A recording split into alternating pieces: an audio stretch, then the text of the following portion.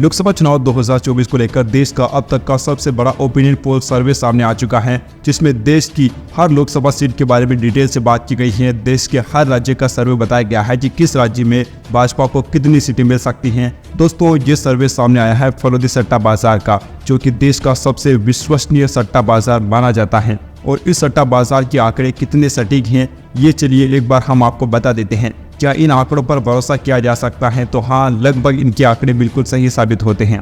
दोस्तों, अगर आप इनका इतिहास देखें तो फरोदी सट्टा बाजार ने गुजरात विधानसभा चुनाव 2022 को लेकर कहा था कि बीजेपी को 136 से लेकर 138 सीटें मिल सकती हैं, जबकि कांग्रेस पार्टी को 30 से 31 सीटें मिल सकती हैं। जब नतीजे सामने आए तो बीजेपी को 156 सीटें मिली, जबकि कांग्रेस पार्टी को 17 सीटों पर जीत मिली थी। वहीं दोस्तों, इन्होंने कहा था कर्नाटक की विधानसभा चुनाव में कि कांग्रेस पार्टी को 137 सीटें मिल सकती हैं, और ठीक वैसा ही हुआ। कांग्रेस पार्टी को 138 सीटों पर जीत मिली। बीजेपी को 55 सीटें मिलने का अनुमान था, जबकि भाजपा को 66 सीटों पर जीत मिली थी।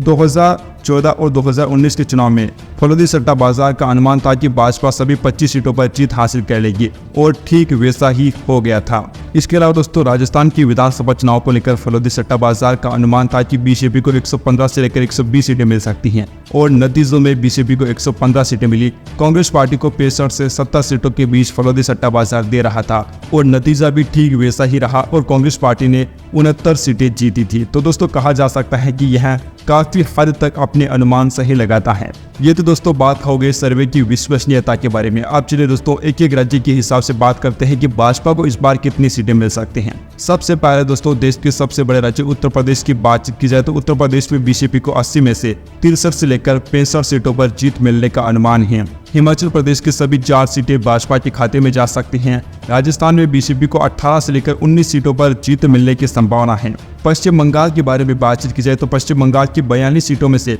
बीजेपी को 19 से लेकर 20 सीटें मिल सकती हैं। दोस्तों, उत्तराखंड की अगर बातचीत की जाए तो यहाँ पर भी भाजपा बिल्कुल क्लीन स्वीप कर सकती हैं। सभी 5 की 5 सीटें भाजपा को ही मिलने का अनुमान है। असम की बातचीत की जाए तो असम की 14 सीटों में से भाजपा के खेमे में 11 से लेकर 12 सीटें जाने का अनुमान है। तेलंगाना के बारे में बातचीत की जाए तो यहाँ पर दोस्तों क्षेत्रीय पार्टियों का दबदबा रह सकता है। बीजेपी को यहाँ 6 से लेकर 7 सीटें मिलने का अनुमान लगाया जा रहा है। दोस्तों, पंजाब में भाजपा को इस बार जो किसान आंदोलन हुआ था उसके चलते बड़ा नुकसान हो सकता है, और पंजाब की 13 में से बीजेपी को मात्र 2 सीटें ही मिलने का अनुमान लगाया जा रहा है। फरोदी सट्टा बाजार के अनुमान के मुताबिक आंध्र प्रदेश की 25 में से बीजेपी को 9 से लेकर 11 सीटें मिल सकती हैं। झारखंड की बात करें तो झारखंड की 14 सीटों में से सट्टा बाजार के अनुमान के मुताबिक बीजेपी को 10 से लेकर 11 सीटें मिलने का अनुमान लगाया जा रहा है। हरियाणा की बात करें तो हरियाणा में भी किसान आंदोलन का भाजपा को बड़ा नुकसान हो सकता है, और यहाँ की 10 में से बीजेपी को 4 से 6 सीटें मिलने जा रही हैं। दोस्तों, अगर गोवा की बात करें तो गोवा में बीजेपी को 1 से लेकर 2 सीटें मिलने का अनुमान लगाया जा रहा है। अब दोस्तों, हम बात कर लेते हैं कि पूरी बीजेपी को या फिर पूरे एनडीए गठबंधन को कितनी सीटें मिल सकती हैं, क्योंकि दोस्तों वही पार्टी देश में सरकार बना पाएगी जिसकी सीटें 273 से ज्यादा होने वाली है। सर्वे के मुताबिक कांग्रेस पार्टी को इस बार भी कुछ खास जीत नहीं मिल रही है। कांग्रेस पार्टी को 58 से लेकर 65 सीटें मिलने का अनुमान है। वहीं दोस्तों बीजेपी को 296 से लेकर 300 सीटें मिलने का अनुमान है। पूरे एनडीए गठबंधन की बात करें तो एनडीए गठबंधन को 329 से लेकर 332 सीटों पर जीत हासिल हो सकती है, और देश में एक बार फिर से एनडीए की सरकार बन सकती है। दोस्तों, ये जो सर्वे सामने आया है इसके मुताबिक बीजेपी आसानी से बहुमत हासिल कर रही है। हालांकि भाजपा को सीटें पिछली बार की तरह या फिर उससे थोड़ी बहुत सीटें कम मिल सकती हैं, लेकिन बीजेपी की सरकार इस बार भी देश में आराम से बनने जा रही है।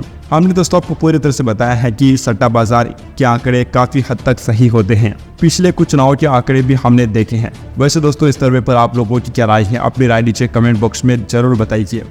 Subscribe now and press the bell icon. Never miss an update.